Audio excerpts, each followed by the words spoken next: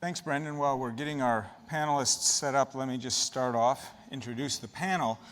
We're here today to have a conversation about terrestrial ecosystems, and specifically the challenges and opportunities that are associated with the rapid environmental change that we're seeing in the Arctic, and also the implications of that change for how we put useful information from different sources together to make the best policy decisions.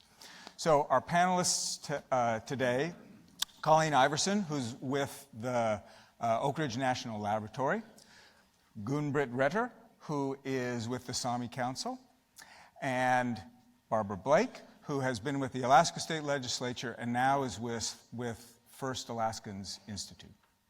So, Colleen, can you start us off and talk a little bit about some of the changes that we have seen or that are anticipated for terrestrial ecosystems? Sure. Can everybody hear me okay? Good. So I'm a senior scientist at Oak Ridge National Laboratory. That's in Oak Ridge, Tennessee. And for those of you keeping track, the latitude is 36 degrees north. So I think that makes me a snow goose, but I would appreciate it if you wouldn't eat me today. I work in the Interdisciplinary Climate Change Science Institute at Oak Ridge National Laboratory, where I sit with 100 other scientists who are empiricists like me, but also database managers and modelers. And I think a lot of the communication and collaboration skills that we need to work together in an interdisciplinary way can help us in the path forward in our broader interactions among scientists, Indigenous knowledge holders, and policymakers. So like I said, I'm an empiricist. I specifically focus on the hidden world beneath our feet, including in the Arctic, where plants don't have very much room to dip their toes until they run into the frozen permafrost. I also use technical tools like shovels to do the kind of work that I do. So I'm here on a panel today representing all of Western terrestrial science in the Arctic, no pressure, which is impossible. So instead, let me just give you a few of my thoughts, and then I would encourage you all to go and visit the poster so you can get more of a broader range of what folks are doing, and also listen to people kind of geek out on the details that everyone wants to talk about. So let's talk about what's happening in the terrestrial Arctic, the things that we think we know as scientists. So the Arctic is greening, sometimes and in some places. And as the shrubs march across the tundra, they're changing the amount of sunlight that's reflected back from the planet, the amount and distribution of the permafrost, but they're also affecting the food that's available for reindeer and other grazers. The Arctic is warming. Thawing permafrost is releasing greenhouse gases and also affecting infrastructure. Warming is leading to declining snow cover, but it's also changing the timing of berry picking. The Arctic is burning. Wildfires are changing plant community composition and increasing permafrost thaw, but they're also affecting the air quality for folks that live in the area. We know about these changes through measurements made at the tiniest scales of bacteria all the way up to a landscape level view of the Earth from satellites that circle the world. This information has been brought together in a number of publicly available reports, like the Arctic Report Card, National Academy's reports, the National Climate Assessment, and the Search Conference has brought together a lot of these reports on their website. So I would encourage those of you who are detail nerds to go and check those out. As we've heard already, what happens in the Arctic doesn't stay in the Arctic. So our news in Tennessee is filled with wobbling jet streams and burning tundra. And in that way, everything is connected within the Arctic and across the world. My work, which is supported by the Department of Energy, focuses on making these connections in virtual space. We use models to help us understand the connections and to predict the future. These models are built from a shared and interdisciplinary understanding across a community of scientists that collects data from across the Arctic. For example, even though I study what's in the unseen world beneath our feet, I have colleagues who study everything from permafrost extent to geomorphology to greenhouse gas release.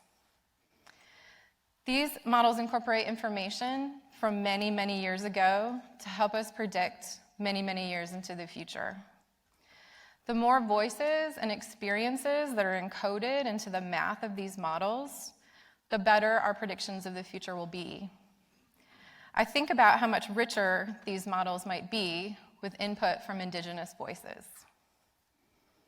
In the coming decades, the models predict that the Arctic will rapidly warm, resulting in drier ecosystems, longer growing seasons, and more wildfires and insect outbreaks.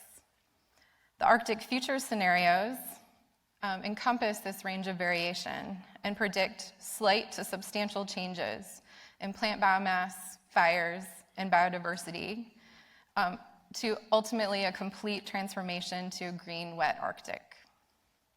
However, these models do not explicitly include Indigenous knowledge, nor do they include impacts to the Indigenous community infrastructure or way of life, nor explicit recommendations for policyholders and makers. As a scientist, I try to understand the way that the natural world works today so I can better predict a range of possible futures to help us to make decisions as a society. But I wonder, is the future that I'm predicting too far away or too broad to be useful to understand local impacts that require policy decisions? I said at the beginning that I'm speaking briefly on behalf of Western scientists who work in the terrestrial Arctic, and if I might, let me speak on their behalf one last time. We're here this week to listen and learn, so that scientists can better understand what we don't know, what we should know, and how we can provide knowledge that advances a shared vision of the future. And also let me say that I've learned so much already through discussions with my co-panelists, and I'm looking forward to continued interactions. So thank you for letting me be under the tent with you today. Thanks, Colleen. Gunn-Britt, can you share some of your experiences with respect to Indigenous knowledge holders? Yes, thank you. My co-panelist Colleen here presented a very dramatic picture of the Arctic. But I would still say that the greatest threat to the terrestrial ecosystem is human behavior and the immense change in land use. Even obvious and rapid environmental and climate change in the Arctic does not reduce the speed of the encroachments of the land. On the contrary, the industry projects are introduced in the name of green energy needed to address climate change, changing solid reindeer herding lands, hunting and gathering fields to fragmented bits and pieces. And that is the realities we are facing, in addition to all the environmental changes already presented. In May this year, the IPBES Global Assessment Summary for Policymakers said, "Nature is generally declining less rapidly in Indigenous peoples' land than in other lands, but is nevertheless declining, as is the knowledge of how to manage it." The solutions to try to protect the terrestrial ecosystems lies in the land use and management by Indigenous peoples. My talk is based on the perspectives as a Sami, the Indigenous people living across 4 national borders in Fennoscandia and northwestern Russia. Reindeer husbandry, fisheries, hunting and gathering are still essential livelihoods for us, even though many of us live what would be said be modern lives. Thus, healthy and productive ecosystems are fundamental for our culture. The Sami people have to also remind people, many of you based in America, that the Sami people are in minority in the most areas, with exception of few communities. And there's a lack of recognition of land rights, while the right to culture, language, and education is more or less recognized. 5 years ago, I spotted a headline in the local news saying, "The first non-controversial windmill park now operating." The location is in a traditional reindeer husbandry area, and their representative was saying they were pleased with the process and the dialogue had been good. I thought this could serve as a good example of a good process and wanted to go behind the headline. And in short, what I learned is that 7 companies applied for permits to establish a windmill park when the area opened up for bids. In the selection process, the authorities did apparently not open for the opportunity to say no. The question was rather, which offer would you accept and what is the least useful lands for you as reindeer herders among the areas that is useful for windmill parks? The reindeer herders' advice was to go for the only local energy company that applied. The story behind the headline is about the relationship with the local company during the planning and construction process, which was conceived as good. And I think the local community, the local reindeer herders and the local company, they are actually living together in the same society and make both parties to be more respectful as they will meet each other on other arenas. The reindeer herders are users of the land and thus also holds a holistic knowledge about the land and environment, knowing how the reindeer move and behave, knowing that one year is not like the other. But they had little knowledge or capability to understand what impacts windmills would have on the reindeer, in particular females being protective of their calves. Now, 5 years later, the reindeer husbandry entity have learned a lot about the impacts and the extra cost and work due to reindeer actually avoiding the windmills, and at the time being, they are struggling to get to consensus with the consultant writing a report of the impacts, and who apparently is not interested in documenting negative impacts. And this brief example represents only one of many single projects impacting the traditional livelihoods and thus our culture around in Sápmi, calling for the Sami to kindly give up land to needed green energy development, representing what we would call green colonialism. While we, in fact, by our livelihoods, are the keepers of biodiversity and protectors of the land, like the IPBES stated. On the question of bringing knowledge holders, scientists, and decision makers together related to terrestrial ecosystems, I think, based on this local case, I think we need to recognize that the indigenous land use area stretches beyond single project impacts and beyond single municipalities where local decision makers do their area or spatial planning. I think there should be a process of land use planning taking place before getting into single project impact assessment process. A planning that could also serve as a dialogue platform between scientists that need to do their science on this land in question, regional and local decision makers, because local is not enough because municipalities are too small, and the indigenous knowledge holders. And this could be a fora where the trust, mutual respect, and good dialogue can take place, and while applying a holistic approach. We need to, and in order to do this, we need to strengthen and establish locally based institutions backing up the indigenous knowledge holders, because we can't leave them on their own dealing in meetings and with industry. And last but not least, we should have a joint vision of what we want the Arctic to be in 2050. And we need to keep that vision in sight. And the more we look for it, the more we reinforce it. Thank you.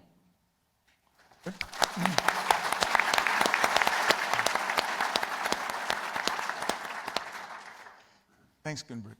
Barbara, can you talk to us about this interface that we've talked about already, touched on, between incorporating information into policy decisions, some of the challenges and opportunities.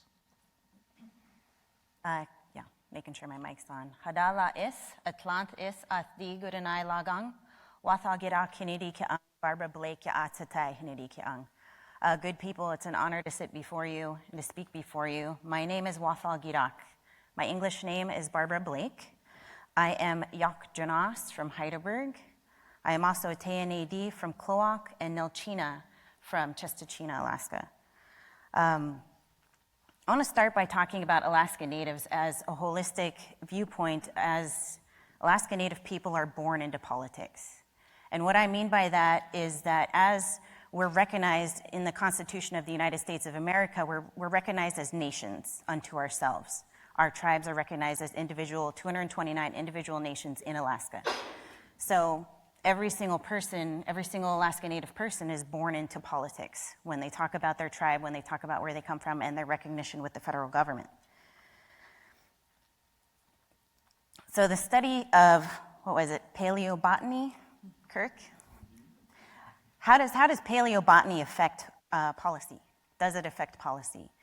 Does the things that you're contributing to the scientific world impact how a decision is going to be made on the political spectrum? Maybe at some spectrums, at some points along the way, but for the most part, what I would say about that is that it impacts or it helps to connect the traditional orate society of 10,000 years of history and 10,000 years of traditional knowledge being passed down, and it connects that to the science that you're studying. But I also see that connection as a reiteration of our oratory. It's just saying again what we've been saying for the last 10,000 years. The same exact stories that we've been passing on from generation to generation is being reiterated in a scientific way. Not translated, but being reiterated. I also want to thank Delaney for talking about how Indigenous knowledge should never be forced into a Western science box or interpreted by Western science. The Arctic is an intimately understood place by Indigenous people. Their understanding of the world around them is so intimately tied that they can trace their lineage back 10,000 years, or since time immemorial, as we like to say it. Which I thought, 10,000 years, that's a really long time, until Kirk started talking about palm. So who do we need to convince? Who do we need to talk to in order to understand the importance of this co-production of knowledge? How do we get everyone in alignment to affect policy change in the greater context of what we're seeing in the day-to-day changes in our communities and our way of life? So I have two ideas for ways we can impact and help influence that change moving forward in terms of people that we need to, I don't know if convince is the right word, but people we need to have those discussions with. The first one, and I'm just speaking for Alaska, but the first one is the public. More often than not, we see policymakers trying to do the right thing, trying to incorporate Indigenous knowledge, traditional knowledge, into their decision-making processes. And what happens is that the general public will challenge that incorporation or challenge that knowledge being justified in that setting as for a decision that's being made by a policyholder. So how do we do that? We constantly reiterate the importance of co-production. We constantly show and demonstrate through a collaborative effort by Western scientists and Indigenous traditional knowledge holders the importance of that work and that collaborative work together. The second is the policymakers. Duh, right? Policymakers need to understand the importance of including this body of understanding and this way of understanding, not just from a standpoint of Indigenous traditional knowledge, but also Western science. Because we've heard already on this stage how oftentimes policy is being made without science or without traditional Indigenous knowledge being at the table. So in order for that to take place, policymakers have to emphasize and enforce the importance of their researchers collaborating and working alongside Indigenous people, Indigenous traditional knowledge holders when they are doing their research and when they're enforcing that research. Because Whenever a researcher within any body in the state of Alaska or in the federal government is doing research for their boss, say Secretary of Agriculture, they're doing a specific research based on a policy decision that that secretary wants to make. So in order for that important piece, that component of Indigenous people and traditional knowledge holders to be incorporated into what is being researched, that person at the top has to enforce that importance. They have to reiterate and constantly tell them, you have to include Indigenous peoples, you have to include traditional knowledge when you're doing this research. So we had up here, Brendan made a good point on what do we do when there's constant changeover in leadership. Governor Walker changed over to Governor Dunleavy. President Obama changed over to President Trump. You know, what happens when we see this constant changeover, not only on the political spectrum for the United States, Alaska, but our tribes as well? And the way that I see that kind of coming into crystallizing with something that can outlast one administration to the next is by creating movements.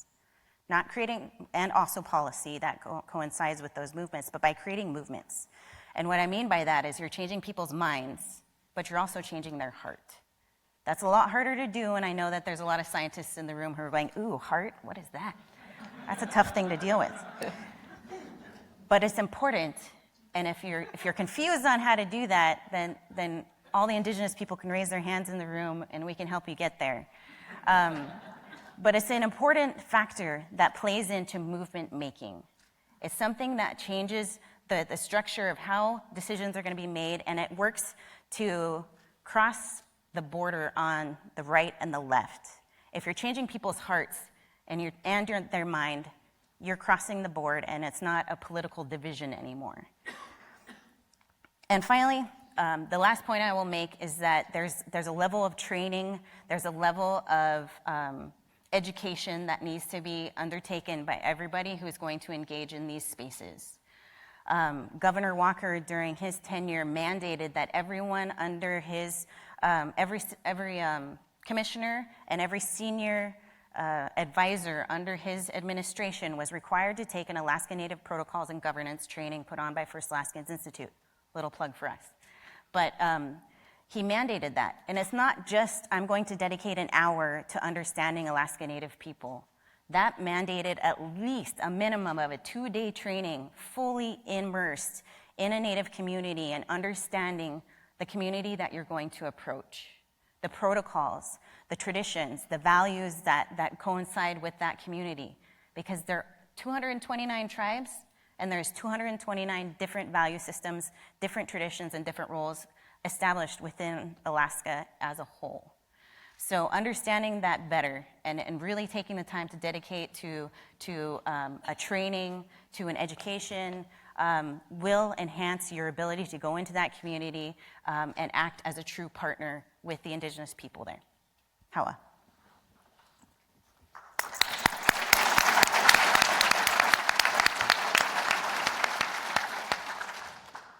Thanks, guys. That was great.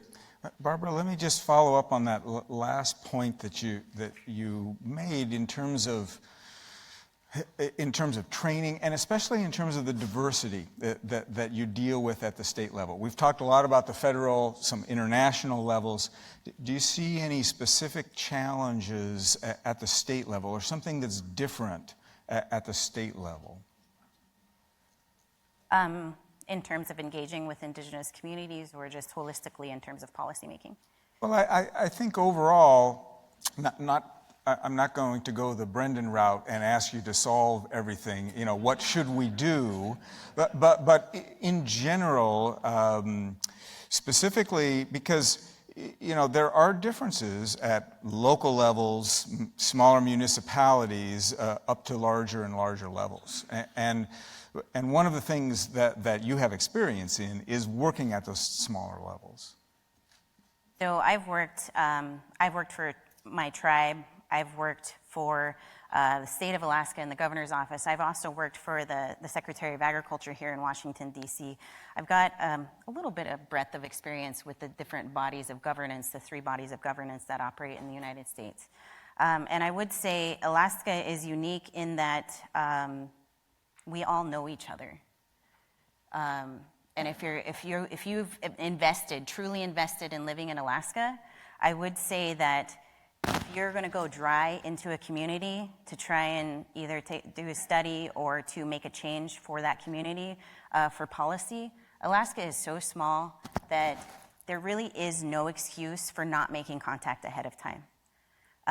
There's a chance that you know somebody who knows how to get in touch with leadership in that community, the tribal leadership, the Alaska Native, Indigenous, traditional knowledge holders. More often than not, if you're in Alaska, you're going to understand the nuances and the ability to have that connection and that connectivity within the community. I would say at the national level, that's harder, right? There's a lot more people at the national level.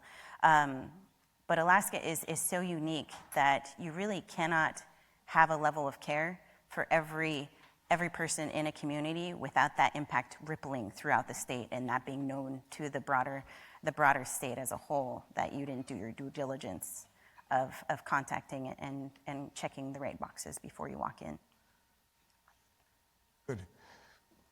So one of the things that you touched on, Gunn-Britt, was this idea of the green colonialism.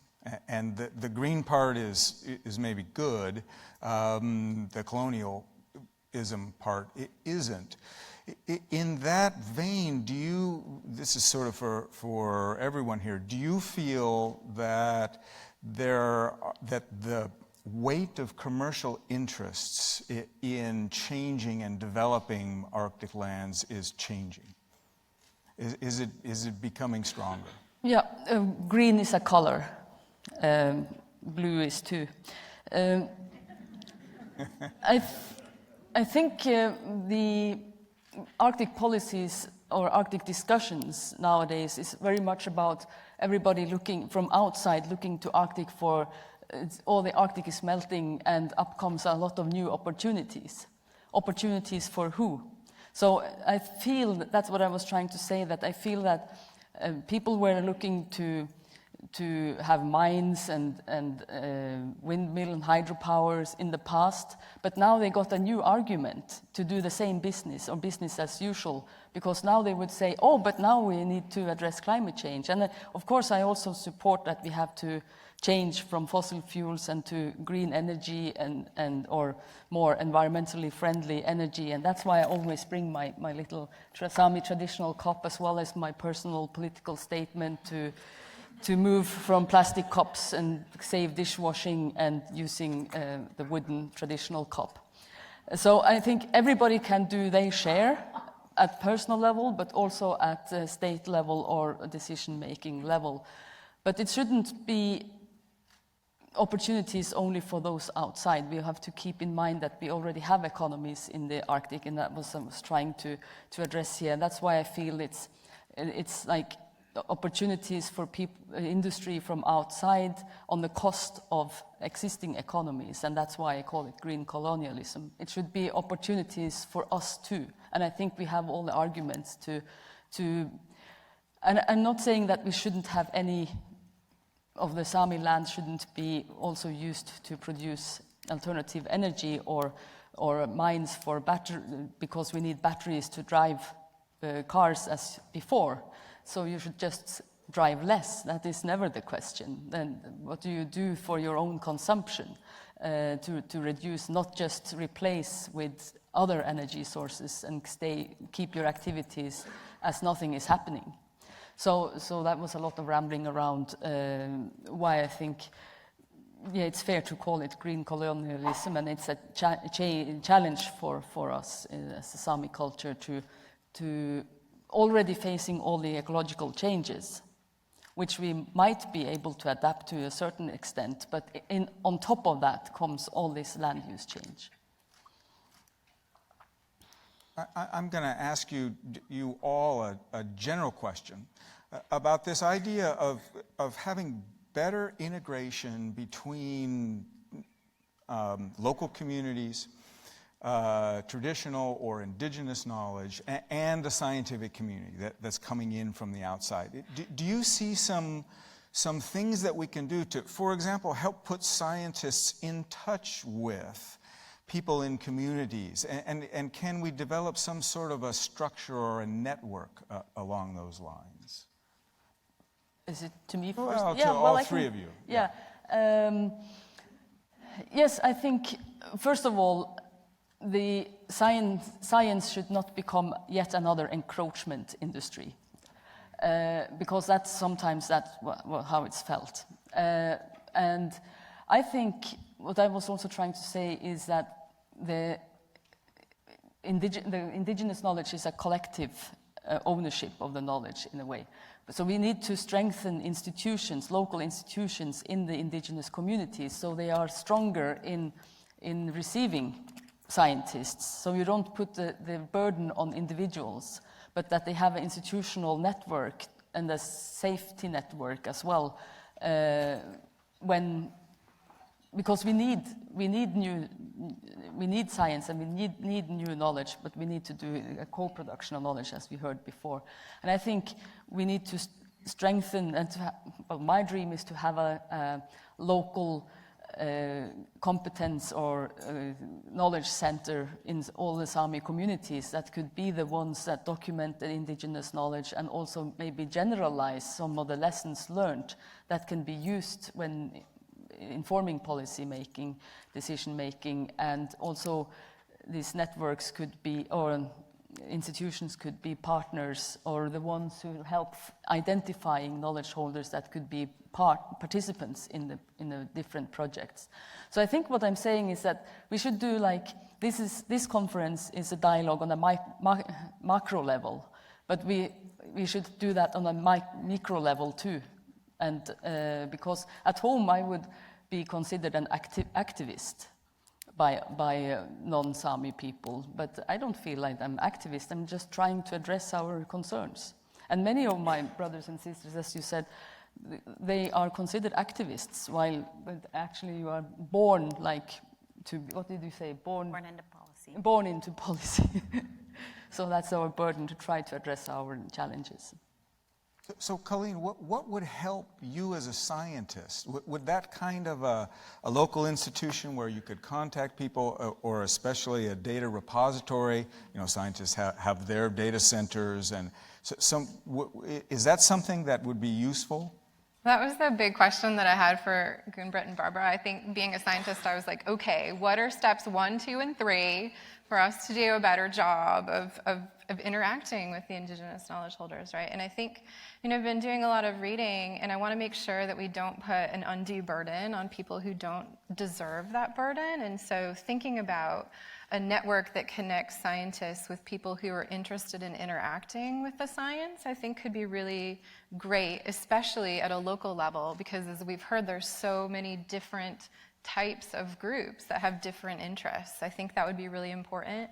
The other thing that I've learned in my conversations with Gunn-Britt and Barbara is that we as scientists should not be translating indigenous knowledge. We should include the indigenous knowledge holders in the conversation and just thinking about who owns that knowledge, who has the ability to generalize or not generalize our conversations that we've had. And so we want to make sure if scientists are the ones that are writing policy or papers or reports, we end up essentially translating what is an orate passing down of knowledge. And I think we have to be very careful about that. And I think thinking about ways to do that better certainly starts with including the indigenous knowledge holders in the science. And what was also mentioned earlier, it's about relationships and building relationships and act like humans when you are. Yeah, not as when you come to talk to people. Yeah. And I think Melanie mentioned this earlier. I think it would also be helpful if folks could also team up on the science side as well. If you're studying certain permafrost and someone else is studying the plants that are affected by the permafrost, could you collaborate to go work with an indigenous traditional knowledge holder simultaneously, so that it's not both of you coming separately? That's a good point, because you need many scientists to fill that holistic approach that the indigenous person hold. Yeah. So how much do traditional knowledge holders talk with one another? And this is something that we discussed a little bit earlier in terms of how do you take specific information from one area and relate it to other areas? So how do you present, another way of saying this is, how do you prevent what happened with the wind farms from happening in another place? Yes, I think with that wind farm thing, I think that is where the challenge is. That the reindeer herder told me that they are struggling getting consensus on that report of the impacts.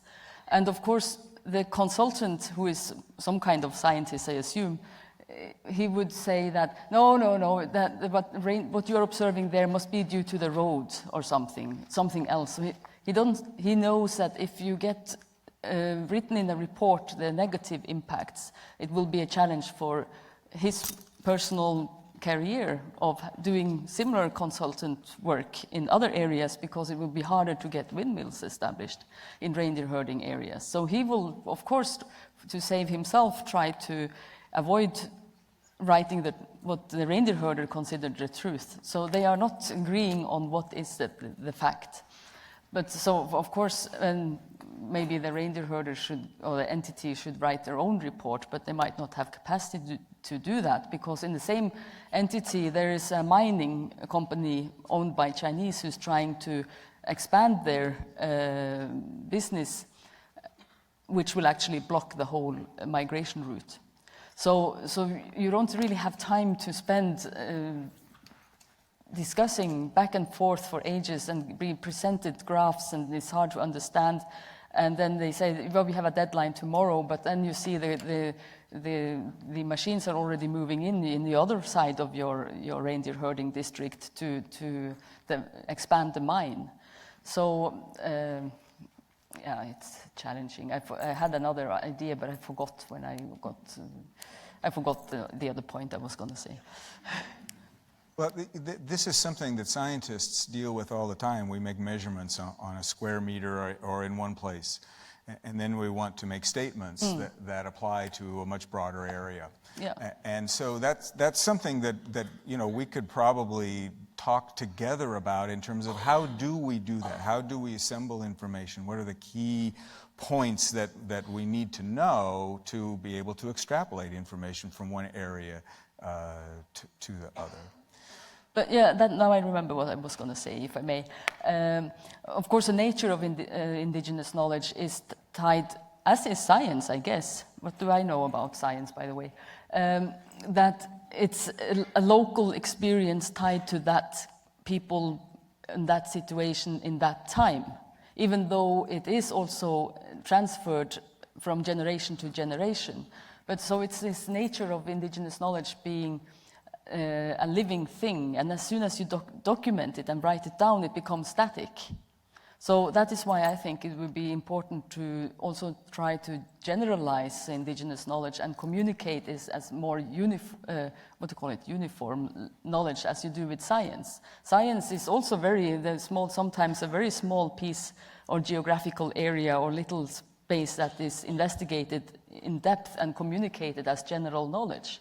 So we should be more bold doing that with indigenous knowledge at the same time as we document and protect the original source, of course, as a raw material, that you would call it maybe.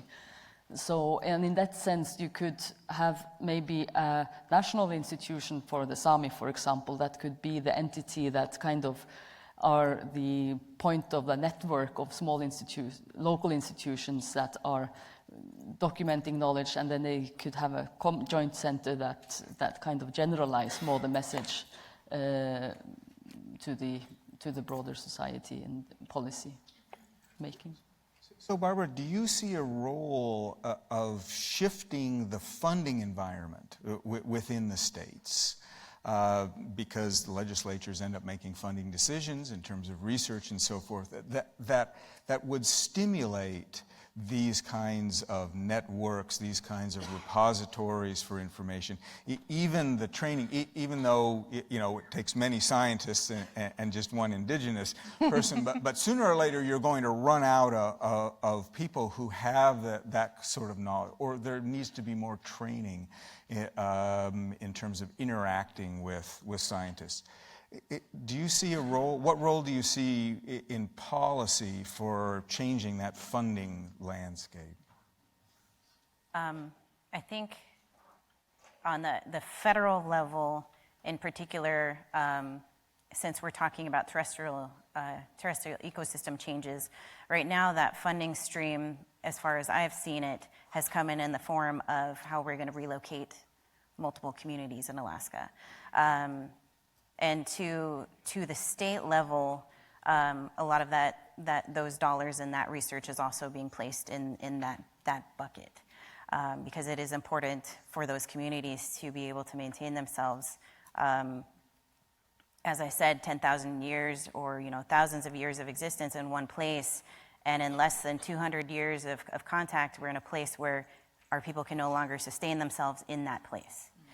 So what does that look like in terms of the ecosystem and the ability for those communities to thrive and continue to thrive for another 10,000 years? And so what I've also seen in terms of the philanthropic world and a lot of the investments coming from that lens has been a lot of shift towards Indigenous voices at the table and an Indigenous-led movement change. But at the state level, I think we are at a place where I'm trying to be very nice about how I approach this. We have a battle going on in the state for funding that as I see it, as a man-made crisis. But if we were to reflect on what we could do if we didn't have this crisis, and where we could see a lot of that shift taking place in terms of where the legislature puts their dollars, I think that was seen with the first iteration of the budget that was put forward in maintaining a lot of the level of services that currently exist in our communities. Good. We're winding down on time, but one last point for all of you, a question. What changes in the terrestrial environment are of the largest concern for local communities, policymakers, scientists? I think from a scientific perspective, a lot of what we think about is thinking about predicting very far into the future, 50 years or 100 years. But it seems to me that the most important changes that we're seeing are the things that are large, hard to predict, and have immediate consequences. And those are things like a thermokarst slump or wildfires. And those things are very immediate in terms of the effects that they have on things that I think about, like the carbon and the nitrogen cycle, but also in terms of their local effects on local communities, including the infrastructure. And I think thinking about how to better predict what is going to happen over short time scales and over short spatial scales is something that we need to do a better job of as scientists. Well, I would also say that my vision for 2050 is that the Sami culture still exists and is thriving. But the greatest challenge for doing so is what I was already saying. In addition to the ecological changes and environmental changes, we are also struggling with the encroachments that is fragmenting the land, and that is in many of the local areas putting the Sami reindeer herding and other Sami traditional livelihoods at risk of existing. It's no space. And I would say exactly what Gunn-Britt said. I think that our communities are at a tipping point for their ability to maintain the same value sets that coexist with the place that they come from. And by that I mean that our value sets and our traditions and everything that we hold dear is tied so closely to the environment around us that if you uproot us from that environment and you place us somewhere else, our value systems aren't tied to that location. So the encroachment, the economic opportunities, all of this erosion, everything that's kind of taking away from the space that our ancestors once resided on, is going to impact our ability to exist into the future, our culture to exist, our traditions to exist. And so I see that as the biggest threat to our communities and to our way of life. Thanks to the audience for your great questions. I'm sorry I couldn't get to them all. And join me again, please, in thanking our panelists.